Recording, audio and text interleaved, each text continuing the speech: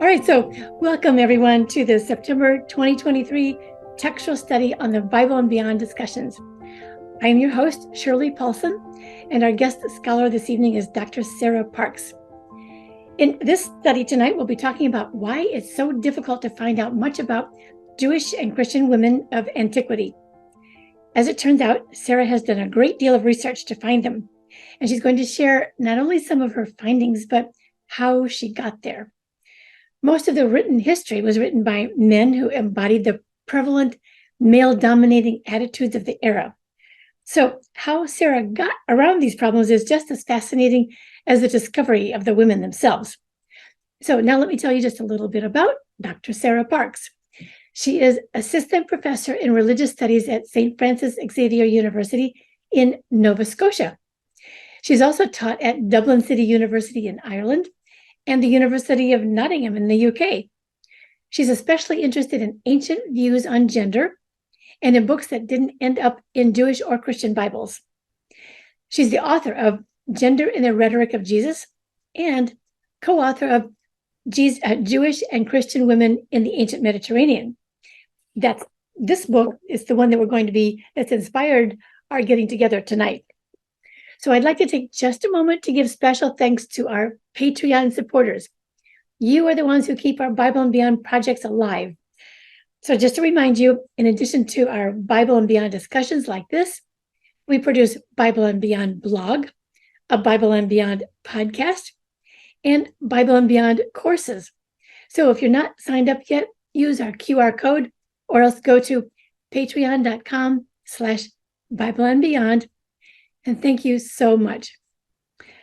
Okay, Sara, the title of your book is such a provocative one, Jewish and Christian Women in the Ancient Mediterranean. It made me want to pick it up and find out all about these Jewish and Christian women in antiquity because I don't know very much. But although you do show us quite a number of those women and what their lives were like, you also tell us to be patient, that we have to first learn how to get the information before you get to see it. So maybe we should start there. Can you explain a little bit about why you can't just tell us the names of these women and what they were like right off the bat? Wow, I love your questions, Shirley. I always enjoy the way you frame them. What a great question to start with. I'm going to draw from something it's the beginning of term here, so we're just getting going with the teaching term, and I'm going to draw from something I just told all my students about last week. Right. And I show them a picture of an iceberg. And if you know much about icebergs, I don't know, I live on the Atlantic Ocean, so I have had the privilege of seeing some. They look like a small little mini mountain floating on the ocean.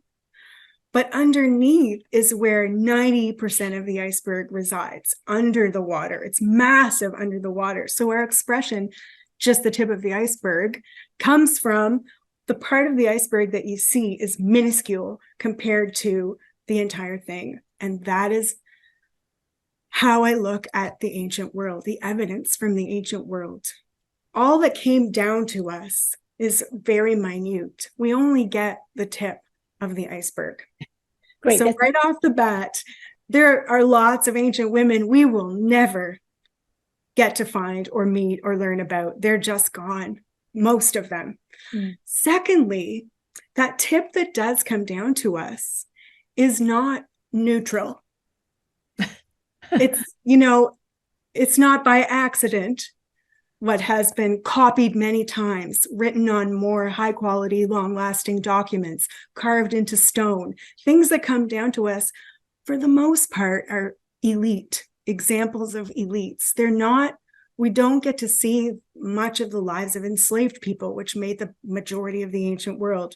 We don't get to see when poor people died, the monument they might have left to the dead loved one is gone because it's not made of a material that lasts long.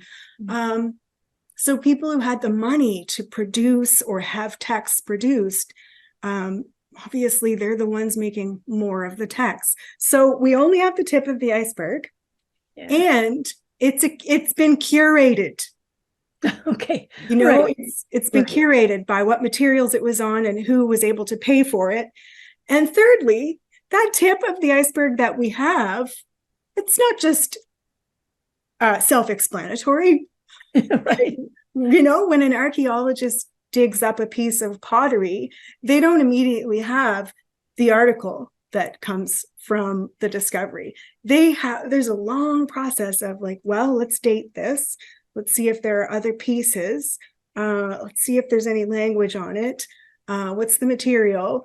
What do other people who are making pottery have at the time? Is it really pottery? This person says it's not. This person says it's a piece of a mantelpiece. This person says it's a mosaic. This person says it was an amulet. So we only have the tip of the iceberg. It's a skewed bit of the iceberg, and it's not immediately obvious. Even if it's a text, we don't automatically know what it means because it's very old. Wow. A lot has changed. So those are some of the caveats I say, like, it's not just easy to jump into the ancient world and tell you everything about the women. There's so many barriers to it. Yeah, that's helpful. Okay, so that's why we have to be patient. I get it. All right. So you were searching for women, which are harder to find, I guess, because the men are all over the place. And I really like, in your book, you use a definition of feminism that I think was helpful. I hadn't really thought of it this way. So you acknowledge that sometimes the term feminism is a turnoff, which I think it is too. The feminist can sound too demanding and complaining, but your definition opened me to a more thoughtful approach. You said that feminism is at its core a belief that women, by any definition, are full human beings. So can you tell us a little bit how you came up to that idea? I didn't come up with that definition. Okay. A long time ago, I was at a conference called The Bible and Social Justice. And the keynote speaker at the conference was an absolute idol of mine, Elisabeth Schussler-Fiorenza. Okay. She's a German sort of liberation theologian. She's a biblical scholar. She's written so many books that just stand the test of time as being theoretically brilliant.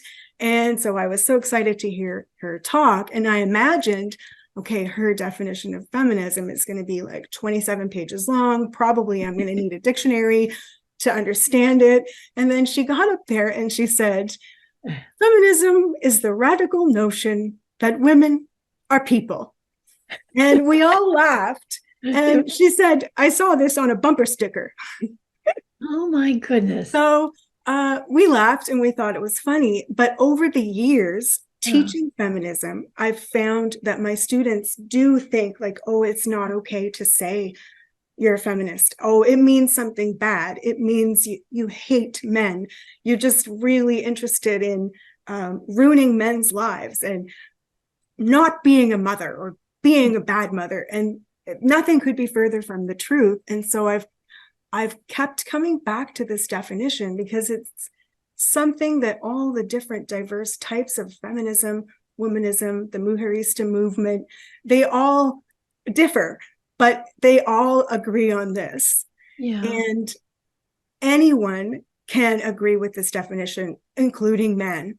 Yeah. So, but it's not just a flippant, right? It's not, it sounds flippant and it sounds funny, and it is from a bumper sticker, but the extent to which some people don't view women as human beings, when you drill right down and think about it, is more widespread than you might think. And that's not just in ancient, so-called ancient patriarchal times. Mm-hmm. I think it's still going on today. And I firmly believe from all my feminist reading and experience that the world is a better place when feminism flourishes, because modern intersectional feminism desires the flourishing of every human being, regardless of gender.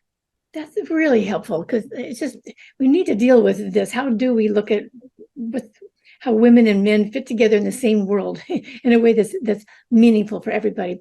Now, going back to Antiquity, you described several ways in which the ancient authors would obscure or silence women's history. And some of the examples you gave I thought were intriguing, like you used the term paling and elimination, unification, and disparagement. So maybe talk about that. Like, how do these techniques of oppression work to obscure the women we're looking for? Yes, yeah. Those words come from a scholar, Tal Ilan, T-A-L-I-L-A-N, and she's written a lot of different books about women in ancient Judaism. An older one is Integrating Women into Second Temple Judaism, but I just recently saw she has a brand new one I haven't read yet about Berenike or Bernice, a Jewish female icon of the first century CE is the name of the book. So those terms come from Tal Ilan looking for the evidence for women and exclaiming, this is almost like looking at like prehistoric times. There's so little compared to what we have for men. So she looks at all the evidence, and when you're lucky enough to have more than one piece of evidence for the same woman, and put them in chronological order, she observed that their story changes over time. In sometimes, I think, deliberate, and she thinks deliberate ways to shrink the woman sometimes completely out of the story, or to cast doubt upon the woman's, like she starts out as a protagonist who's a hero, and then by the end of it, the fourth time you see the story, she's a sex worker and dubious in some way. So yes, these terms, paling, elimination, unification, and disparagement. Paling is just what it sounds like, just slightly weakening. Okay. And an example is the canonical Gospels have 4 different resurrection accounts. If you lay them out in chronological order, the earliest 2 don't have any men. This is an event witnessed only by women, and it's told to others only by women. Without those women, there is no experience of the empty tomb. But in the later 2 resurrection accounts, in Luke and John, we see men getting brought in. That could be seen as a form of paling. Maybe those authors were just completely not comfortable with something so important being left 100% to women. Or maybe they had an idea of a male figure that they really wanted to lend authority to, such as Peter or whoever. And so they want to stick that person in at the resurrection. But we see that over and over, how women get just slightly diminished. But the other terms you mentioned, elimination, it's when there's a story with a woman in it and she just gets erased from it. But we have a little clue that she was there in the beginning. And a shocking one that I thought of as an example would be the Song of Moses. The Song of Moses is in Exodus 15. And it's, I will sing to the Lord, for he has triumphed gloriously. And it's quite long in chapter 15. Tucked in later in that chapter, I wrote it down here. Where is it? Well, maybe I didn't write it down. Tucked in later in the chapter, it says something like Miriam went out with the women and tambourines, and she sang, I will sing unto the Lord, for he has triumphed gloriously. Well, many scholars think that should be called the Song of Miriam, but it was just slightly rearranged so that it gets accredited to Moses. So, and we see, I mean, I could go on and on with examples, Shirley, but it's pretty common, and it's sometimes clearly deliberate. So, that reminds me then of you're talking about the canon itself, like who makes the rules and what's determined right or wrong. And you use that in helping us find women, which I think is intriguing. I hadn't really seen this before, but you mentioned that canons are usually used to police a dominant culture. And I think maybe most of us have been taught or assumed that canons help us to know the difference between what's right and wrong, what's good and bad, and give us like safety boundaries. But so talk to us about how canons can contribute to obscuring women. Yeah, well, I mean, the notion of a canon is as much about what's not included as it is about what's included. And people argue about it, even in fandom today. James Bond Ian Fleming wrote a set number of novels. For some people, that's the only James Bond canon. For others, they're like, no, after he died, some more novels were written. For others, they're like, the movies count as canon, but only the United Artists ones. So, I mean, canons are about people arguing about what should not be included. So that's what I meant by policing. They're just a way of setting a firm boundary to say, like, everything that's not in here, take it with a grain of salt, which is fine. It's normal for communities to do that, of course. But on the other hand, when it's something like women, where the evidence is so sparse, in order to get a picture, we have to go outside the canon. There are 5 million books called Women in the Bible, but that approach, I mean, the Bible is a collection that spans 1,000, 2,000 years, many different authors, totally different geographies and times, and different ideas and different situation for women across all those cultures. Yeah. If we flatten that and say that this is our picture of women in Jewish and Christian antiquity, I mean, we are missing out on, for one thing, non-literary evidence, which is where we often have to look for women. A major example of that is if you have only the canon, whether it's the Jewish canon or the Christian canon, and you ask yourself a question about women, like, could women be leaders in the synagogue? Your answer is very clear. No, that's men are priests, men are leaders, men are elders. Maybe Miriam's referred to as a prophet once in Exodus. But so there's your answer, and that gets taught in textbooks all around the world. Ancient Jews only had male leaders. But if you look at synagogue inscriptions, like Bernadette Bruton is a scholar who collected dozens of inscriptions and put them in a book called Jewish Women in the Ancient Synagogue, which on its 20th or 25th anniversary, it got made open access. So you can read the book online for free. Women Leaders in the Ancient Synagogue. It's just a collection of one inscription after another from a synagogue that says things like, here lies Rufina, mother of this synagogue, or synagogue elder, or even priestess. So many titles are given to Jewish women and put up there as inscriptions on the mantle of the synagogue, lintel, I meant. So canons and texts say what those who have sort of won the contest of history, or those who have authoritative power, want. This is what they want people to behave like. But the way we people behave is never perfectly what they want. And on the ground, the evidence says, yes, communities totally had women elders, women synagogue mothers, women priestesses, women leaders of every kind in Judaism. So that's fascinating. Thank you. So listen, there are two women who are not in the canon, like Perpetua and in the Gospel of Mary. But Mary is in the canon, but her place in the Gospel of Thomas is not. And so you mentioned both of them illustrate an interesting idea of gender from antiquity that became male in some sense to become leaders. What did you mean by that? Oh, that is, Shirley, we think of modern times as the first time people started to talk about gender as not a binary. Right. But honestly, in the ancient Mediterranean, it was far less of a binary than we function as today.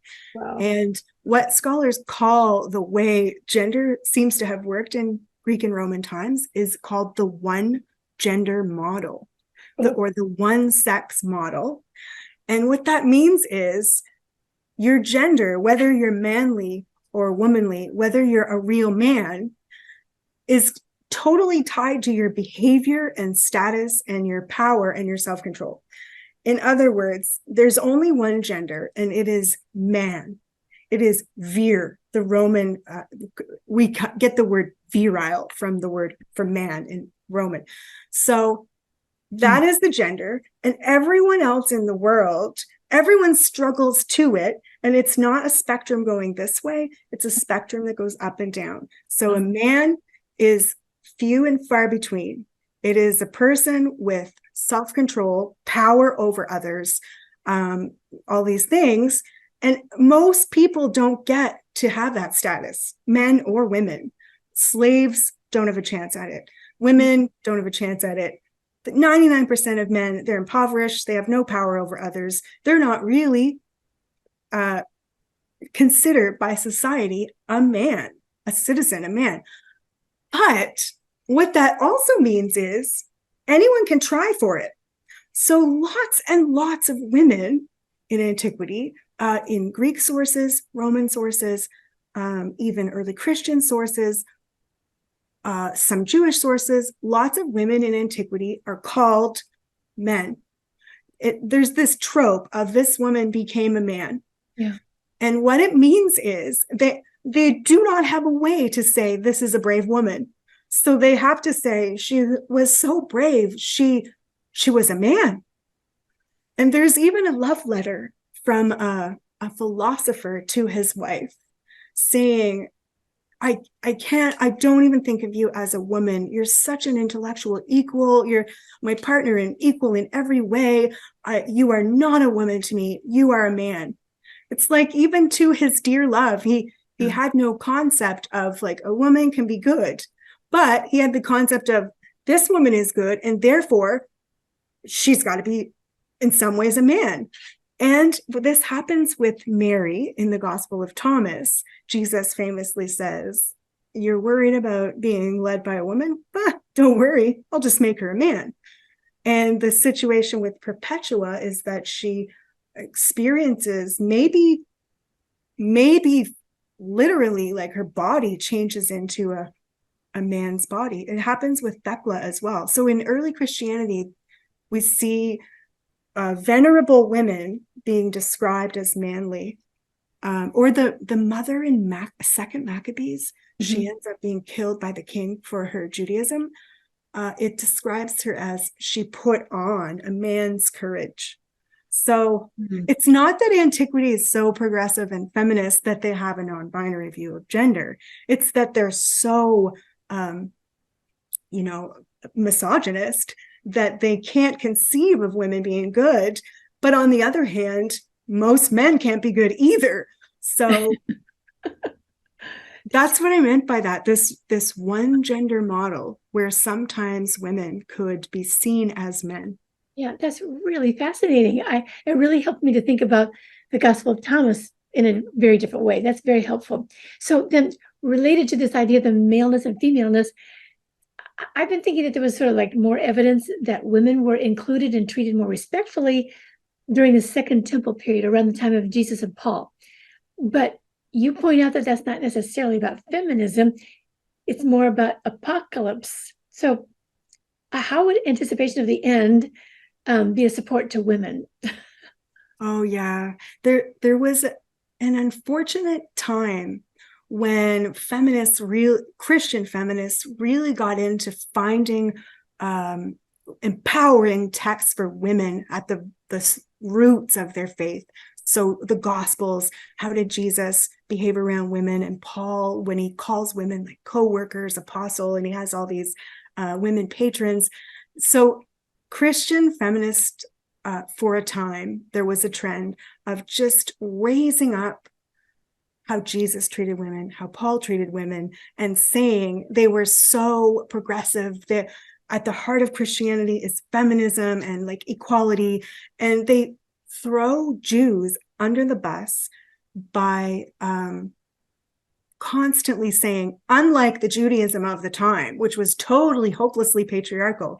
And that's just, it's much more complicated than that. For one thing, there were not as many rights for humans or any like enslaved people, or there were not as many human rights in this time period. Yes, that's true. But in the Second Temple period of Judaism, we do see quite a few exceptions to that. We see a Jewish queen that rules for quite a while in the Maccabean period. She seems very competent. We see Jewish women obtaining the right for a divorce, and elders arguing for like, no, like she needs the right to give her the divorce. She needs to get away from you. We see Jewish women being politically active, like in the books of First and Second Maccabees. The women kind of mounted a counter protest against the persecution and were killed for it. But they marched. They actually did a nude march. They went topless, parading through the streets so that the king would stop persecuting those who circumcise. We see all kinds of examples. And so when we look at Jesus and Paul, it's totally true. Jesus had women around him. He catered to them in the way he taught, the stories he told. I actually wrote my entire book. As you know, we talked about it on your podcast. Gender in the Rhetoric of Jesus is the way he told parallel stories, one with a male example and one with a female example, probably because he was surrounded by women.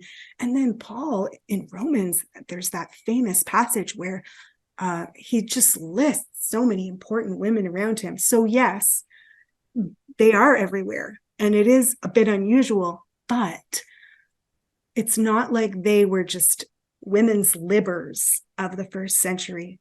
It's that partially they were both apocalyptic Jews, which means very focused on a coming end of the world, very focused on, to the point where it seems like they were celibate. Paul encouraged others to be celibate. It seems like the idea of having children, it was like, don't have any right now because the end is going to come really soon. You don't want to be left with babies when this happens. So apocalypse coming in the next like couple of months means all hands on deck. Yeah. You know?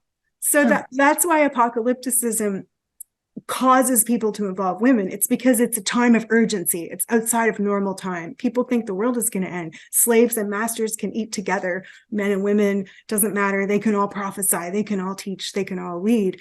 But it's not quite that it was just early Christianity was like perfectly feminist and Jews weren't. Yeah, that's really helpful too then, because it helps to not separate Jews and Christians in a false way like that. That's helpful. Yes. Yeah. You know, I would love to hear you, like, who's your favorite? Did you have a chance to pick out a favorite of them all, or how did you do with that? If you had said, I mean, that is really hard, Shirley, and it's not possible. Right. But I did think about who am I most surprisingly do I feel an affinity with? Who jumps across 2,000 years and makes me go, we have things in common. Oh. And I have two examples. Susanna. Let me just say, we probably only have time for one. Okay. So, yeah, I'll say them both. Yeah. Okay. Tell us both and then talk about Susanna then. Okay. Susanna. Well, they both, it's for the same reason for both of them. The other one's Sarah in the book of Tobit. Oh, yeah. Okay. And they both have this very relatable, very heart-wrenching experience. Susanna's is right in the text. It's, content warning. This is an unpleasant topic. Take a deep breath. Right in the text, there's a sexual assault, and it is not her fault. And she refuses it, and she is blamed, and she goes, the men don't go on trial. The two men that conspired to assault her don't go on trial. Instead, she goes on trial, and she's about to be, executed or exiled or thrown into jail for these two gross old men who just conspired, like, oh, look at her, she's pretty. And Daniel comes in and saves the day and decides to cross-examine their story separately. And he finds out they're just concocting it, and phew, she's saved at the last minute. But how relevant is that for today, that so many sexual assaults are just unreported because the survivor says, like, this is going to be a trial on me. And the thing about Sarah is that I believe in the book of Tobit, chapter 3, verse 10 is I might be wrong, but I think it's the very first reference to suicidal ideation. In other words, where the person wants to kill themselves and they have a method in mind. And she's so sad about what's happening to her. Her husbands are constantly dying. She's so distressed and she doesn't want any more men to die. It's not her fault that they're dying. It's a demon. Spoiler alert. That she says, I'm going to make a noose and I'm going to hang myself. And she goes up to her room. And then she stops and says, my father will be so ashamed. I don't want to bring this shame upon his house. I can't go through with it. I'm going to pray to God to help me instead. But I find those two moments so incredibly human and very relatable and very up to the minute in terms of these are still big issues for us. Wow. Okay. Well, now that you have our hearts pounding, it's time to open this up for conversation with everybody else. I imagine people have some good questions.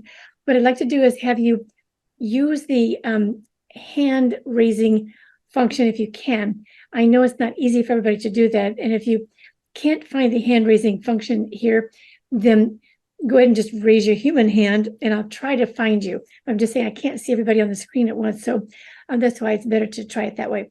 Or you could possibly write something in the chat also, because our wonderful friend Peggy usually watches the chat. So let's try for the electronic hands first, and then Peggy, you can help me with the rest. Okay. So maybe anybody have anything right off the bat you want to talk about? Okay, while you're thinking that, I still have questions.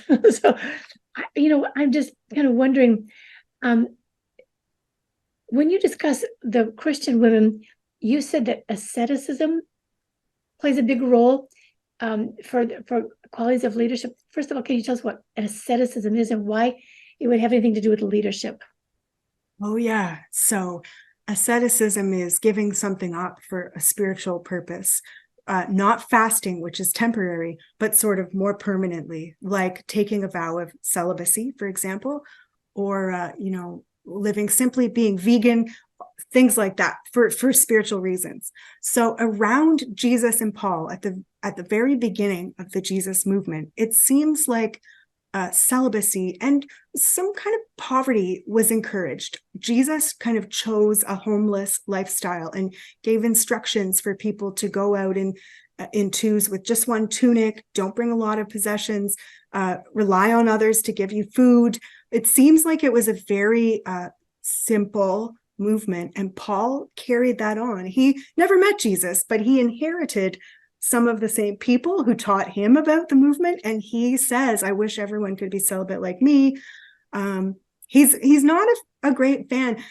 Later New Testament texts try to roll that back, like First Timothy written in Paul's name, but clearly not by Paul, because it is counter Paul. It is doing everything the opposite of Paul. And it says things like, have a little wine. See, that's anti-ascetic. Or, women are saved through childbearing, which is like, come on, ladies, get back in the house. So in my opinion, Paul was an apocalyptic Jew who thought the end might be next Tuesday. And he said, no time for anything except spreading the urgent message. A couple decades later, or within 100 years, Paul was received in two directions based on celibacy. One direction got put into the New Testament canon, and that was the direction that was like, we have to reverse celibacy. We do not want this trend. We don't want to draw attention from the Romans. They already think we're weird. We need to be good Roman citizens and have quiet women who have babies, just like Rome wants, just like Augustus pushed for. Whereas the other group of those who received Paul, those texts like Paul and Thecla, they didn't make it into the canon, but they go a different route. They go the route of celibacy for its own sake. The end of the world, it didn't happen. It may never happen. They were like, too bad. We're keeping celibacy. And why does it have to do with leadership? Because if you're a woman in a time of very little birth control and not much economic life without a man, you have children one after another. And so you don't have a lot of time for learning to read sacred texts or pondering the meaning of life. or traveling around, spreading your message and baptizing people.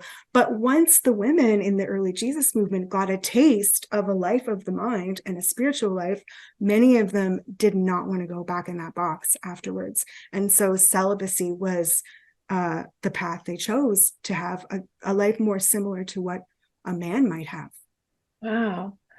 That's a surprise, but I get it. I mean, that makes sense. If you're in the context of everything being ready to blow up on you, you're going to think differently. Yeah. Hey, does anybody else have any comments or questions along the way? Any pushback or thoughts about this? If not, I still have questions, but I want to give you a chance. Maureen in the chat said, I'm just stunned that Susanna and Sarah's stories could be told today, that we haven't made more progress. Yes, that is why I feel so attached to them. Feel like, wow, we may have some things in common, even though you're so far away in time. Well, you really bring it home to our hearts here, Sarah. That's just really beautiful. All right, Toto, you go ahead. I see your hand up. Hi, thank you for this. It's all awesome.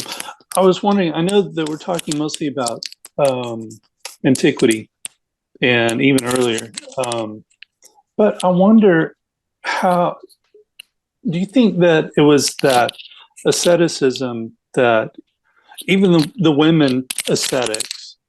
Excuse me, Toto, there's something about your headphone that's really loud, and I'm wondering if you... Oh, I'm sorry. Here you go. You think, is that better? I think, yeah, thank you. A little better. I want to hear, yeah, thank you. This really helps. I wonder how they influence like some of the strong women mystics that we see later, the ascetic women in, in medieval times. Because I think they're really strong, and I know that they were influenced a lot by experience, but you've got these Hildegards and these Marguerite Perottes and Teresas, several Teresas, and Mechthild, all these people, all these wonderful women who are very strong, that I can't help but think they saw women and had stories of their asceticism. There's no way to know. But I don't know. I guess my question is, do you think that there is that remnant that we even see in the canonized scripture that was enough, you think, to influence some of these great women that we know later on in history? Yes, absolutely. Like, things don't pop out of a vacuum. The time is all connected. Just because a new era starts, oh, now it's the Enlightenment, oh, it's the modern era. Like, a switch doesn't get flipped. It really all blends together, but it's always evolving. And sometimes things are the mainstream and other things are the undercurrent. And I think that in the tiny Jesus movement around Jesus and then Paul, asceticism was at the core of what the people did in their practice.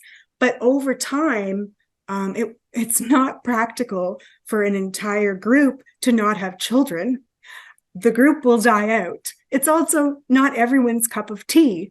And it's, as Christianity became its own religion and had structures, there needed to be hierarchies, institutional sustainability, titles, and families and all of that. And that was the mainstream. And that sort of one, like the pseudo-Pauline literature in the canon shows that kind of households and hierarchies, and like nice, what Romans would like to see in an upstanding family. But that doesn't mean that celibacy died out. In fact, it kind of goes in a steady stream. It just becomes a subset of Christianity. And it goes all the way back in a straight line to the Jesus movement. And probably before, there were Jewish ascetic movements, like the Dead Sea Scroll community was a bit monastic out in the desert. Monasticism, it's always present, some form of a simpler life, a life away from the everyday, a life for certain people to devote to thought and writing and prayer and experience, mystical experience. And you do have these kind of lone mystics that like Hildegard of Bingen and these lone mystics who I think really did have amazing experiences and try to relate them to us in words. And then you also have communal asceticism, like monks and nuns, that last to this day as well. They go all the way back, I think. So, Peggy, what are you going to tell us? Karen Hagen has a question. Did Susanna's story have influence in its day or later on or ... Oh, that's a great question. I am primarily a historian of literature, so I do love the questions of like where does this book come from and how does it fit? So Susanna is part of a cycle of stories called the Additions to Daniel. And I almost want to think of them as fanfic for Daniel, because Daniel was a character that caught some Jews' fancy and they wanted to hear more. And so they wrote these additions that they make their way into Catholic Bibles, but they are and Orthodox Bibles, but they're not in Protestant Bibles. But the additions to Daniel have stories where he is the hero and swoops in and saves the day. And that's what Susanna is. It's a story of this situation that happened to this woman, and Daniel was the one who came in and saved the day. And I think the purpose of the story is to, like, the stories are different. One is a dragon. One is he exposes corruption among the priests. One is this one. He's so wise that he determines, I must cross-examine the elders. And then, surprise, surprise, there's been some collusion in this crime and Susanna's innocent. And so I'm sure at the time, the point of the story was not about sexual assault. It was about Daniel is so great. Here's all the things he's done that are so great. But that's not to say there's no like proto-feminist impulse behind it, because some scholars date certain texts that have women protagonists, like Judith, Susanna, Greek Esther. Some of them date them around the time when there was a Jewish queen, the Maccabean Jewish queen, Salome Alexandra, or Shalamzion is her Jewish name. And she actually ruled quite a long time and seems to have done a good job and expanded the Jewish territory and all this stuff. And some people think that during her courtly reign, she was in some ways an author of several texts, not that she sat down and wrote them, but that she called upon scribes and commissioned there to be texts that where women had a more prominent role and could be seen to be excellent Jews. Like Primo Judith, her name means the Jewess. And she puts the elders and the priests all to shame with her devotion and her bravery. And it's the same with a little bit, I mean, Susanna is more of a victim, but she's dedicated to her husband, and she's not going to have a dalliance with these elders, no matter how rich they are or powerful or whatever. She stays true to her convictions. And some people think there's a woman's patronage or hand behind some of these stories. That's fascinating. Thank you. And so, Honor, you have your hand up. Go ahead. Sarah used the word urgency earlier, and I was just wondering, I mean, what I see in history as I read it is in times where things are not going well and there is a feeling of urgency, like even the westward trek in the United States. Women are plodding along behind the oxen and driving the cart and fighting the Indians because they were needed. There weren't enough men to do it, so they were accepted. And during the Second World War, there were women in trenches and tents and whatever, not just as nurses. So I'm wondering, in your reading of the canonical and non-canonical books, do you see any kind of a pattern like that in times where there was urgency, there were more women that were maybe not just allowed, but even given credit for stepping in? I do think you're onto something there. In times of urgency, there's the social niceties break down. Like if everyone in your circle has plenty of money, security, and safety, you can keep to all these definitions of what a lady should be doing with her spare time, spinning at the spinning wheel. But if you have a harvest that's ripe, and if you don't get every last grain of it, you're not going to eat that year because most of it's going to go to taxes. Everybody who has hands is in that field. And what happens when you have men and women working alongside each other? I mean, it's equalizing, they're humans. And it's the same with Jewish apocalyptic literature, which is this, the literature that's in the worldview of Jews like Jesus and Paul, like focused on an end time. Those books are always written in times of persecution, even genocide. They're written in hard times. Then at those times, people imagine an end when justice will be done and the oppressed will be lifted up and the mighty will be cast down. Like it adds the context in which literature is created, definitely have an impact. And it also has an impact in real life. Wow. So we have now some more comments coming in. We're going to try to get everything in here, which is wonderful. So DJA, who I think is Diana, has asked something in the chat. In Roman times, due to death rates, women had to go through 6 childbirths just to keep the population constant. Could this be a cause for keeping women in the household and not let them out to start careers and not be married and having children? No, that's I never would have put it that way, that it was a cause. But it's true that childbirth was not as easily controlled back then. And when you are, also childbirth caused death a lot. The children died, the women died much more than now, thank goodness. But yes, it's day-to-day subsistence. But remember, in the Roman Empire, it's 90% of the people are somehow subsistence. It's very divided, with a small rich and then a vast majority that can't read. Many are enslaved in some way or indentured. So it's tough times, and it's like subsistence living. So yes, yeah, that's an interesting theory. Yeah. And there are people in the ancient world, Cleopatra, for example, who did use birth control to avoid getting pregnant. We are told that she used a diaphragm made of crocodile dung.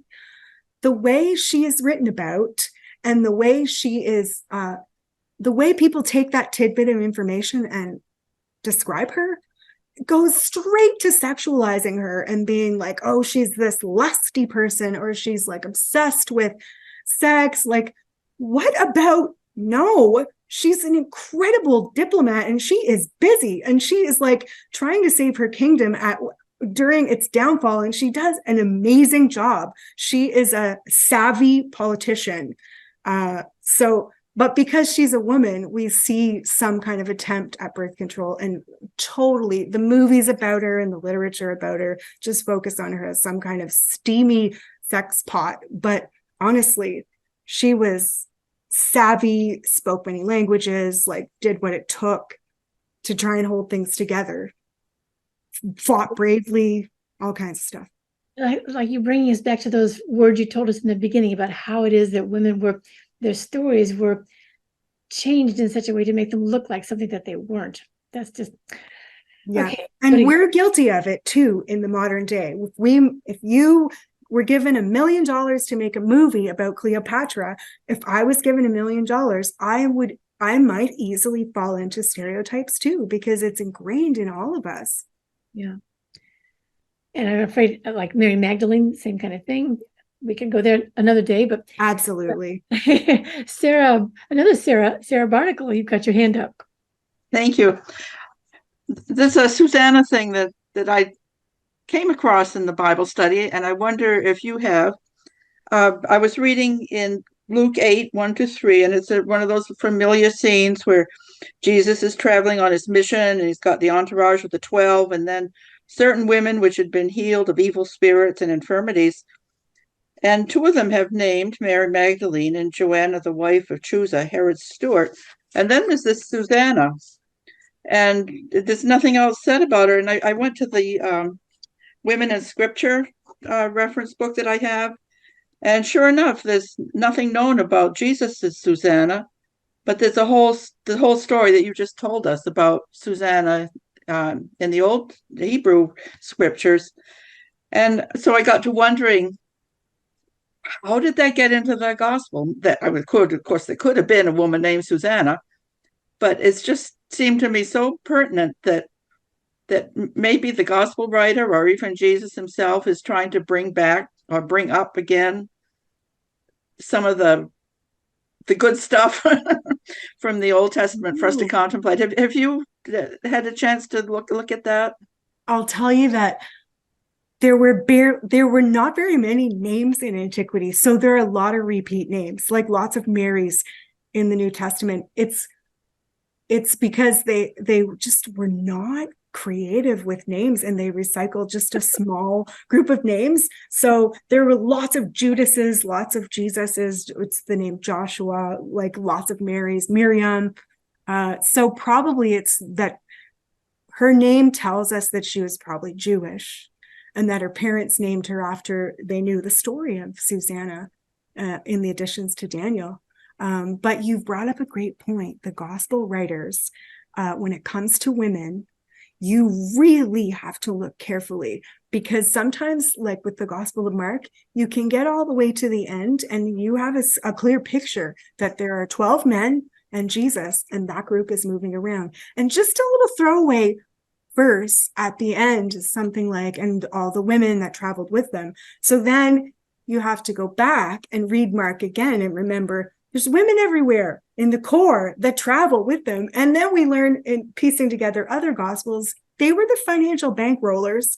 There were tons of Mary Magdalene, financial patron, Susanna, Joanna, they're elite women that want to throw what wealth they have into this movement. So you really have to be suspicious and put your spectacles on when you're reading the Gospels for women, because sometimes they're right there. Okay, wow. So I like the way you keep weaving in and out between the Jewish women and the Christian women, and there's such an intersection that I think it would be helpful for us to talk about a little bit. Like, where do you see a change starting to happen from the Jewish women to the Christian women in terms of the way we understand them? That's such an important question, because it bleeds into how we read the New Testament. If we are reading it as a Christian text, yes, it was collected by Christians, but there are things about Jews in the New Testament that sound just totally anti-Semitic. So we have to remember that at the time when those books were written, it was diverse Jewish groups. Jesus was Jewish. He cared a lot about following the Torah and proper temple leadership. Paul was Jewish. Yes, they followed Jesus as a Messiah. That's a Jewish concept. So the first century, 100 years, from 0 to 100, scholars call that the early Jesus movement, maybe early Christians, but Jesus movement. And then we don't see the word Christian coming in until maybe around the year 100. And it first appears as a slur, like, oh, those mini Christs. It means like little Christs. But definitely by the beginning of the 2nd century, Paul is so successful in attracting non-Jews to the movement. They're the majority. And at some point, slowly and painfully, and in different places at different times, it becomes it just isn't Judaism anymore. But that is messy. And it's something to think about in terms of rising anti-Judaism right now, rise in hate crimes in churches when we use the New Testament, when we talk about Jews, just when slurs are thrown out like, oh, you Jews, this and that, you're from your father, the devil. We have to think about this as many Jews arguing with each other. And so it's okay for them, but we as non-Jews should not just take those texts uncritically and say like, oh, Jews, they're this or that. No. Well, that's very helpful. I'm glad you helped to kind of clarify that for us. People just keep asking the greatest questions. This is a great topic for us. I'm so glad you came tonight to talk to us about these things. I'm wondering if you might, since we need to kind of wrap up now, can you maybe conclude with any parting words of wisdom for our search for these women in early Judaism and Christianity? How do we go from here? Parting words of wisdom. Yes. I would say, before looking to antiquity, read some feminism today. Read some feminism from today, maybe even non-white feminism. Like if you're Christian, you could pick up Will Gaffney's, I forget the name of it. Maybe it's like liturgy, a woman's lectionary for the whole church. If you're Jewish, there's a journal called Bridges, which is Jewish feminism. Or there's one called Lilith, an online magazine, Lilith, Jewish feminism. Sarah Ahmed is an author who wrote Living a Feminist Life. So I think reading contemporary feminism, which is intersectional and seeks to flourish all humans, gives you the impetus and the energy and the sense of importance of why you want to find and uncover women in antiquity and in sacred texts, and what is happening with gender in the sacred texts, and how we could all use some more humility about the way we read ancient texts and realize that we're not necessarily reading between the lines enough. So that would be my parting piece of advice. Read some modern feminism. It may surprise you. Well, it's very sobering to think that we could do something about this by what we bring to our reading. And I love the way you've helped us to think about the way you can't just read it on the surface. We have to go deeper if we're going to actually read what's there, understand what's there. And helping us to appreciate the fact that the women, if we've been taught that they were sort of not there or belittled in some way, we should think again about what's really going on. This is a fascinating conversation. I'm so glad you came to join us tonight. Thank you. Thank you so much for inviting me. I always love our conversations, Shirley. We can just keep going and going. I love it. We'll have to kind of have you come back again, Sarah. I'd love to. All right. So just thanks everybody for your participation in this. This was the September 2023 textual study on the Bible and Beyond discussions on Jewish and Christian women of antiquity with guest scholar Sara Parks. So once a month from 8 to 9 p.m. Eastern Time on Monday nights, generally the 4th of the month, we provide a discussion of one or more of these early Christian texts. And one of our knowledgeable scholars leads these sessions, sharing a well-framed overview of these early Christian texts and allowing participants time to ask questions and share their insights. I think we do rely on your donations. And so we're so grateful to those of you who have already pledged your support. One of the reasons I like the Patreon system is that it enables us to share our gratitude with specifics. For instance, just last week, participants in our top 3 Patreon tiers were invited to a Zoom party, which was a great success.